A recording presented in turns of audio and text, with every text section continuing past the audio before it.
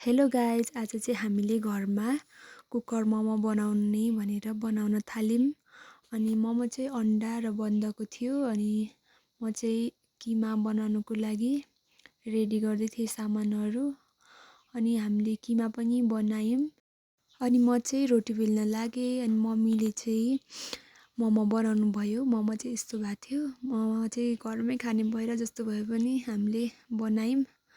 अनि त्यसपछि हामीले कुकर बसाल्यौँ र त्यसमा चाहिने सबै सामानहरू हालेर मोमो पनि लास्टमा हाल्न थाल्यौँ र अनि छोपेर हामीले 2 सिटीसम्म त्यसलाई लायो अनि निकाल्यौँ। हाम्रो मोमो चाहिँ खानलाई रेडी भयो। त्यसपछि हामीले 2टा भागमा हाल्यौँ र मोमो खान थाल्यो। वाउ, कस्तो मिठो छ। तातो होला।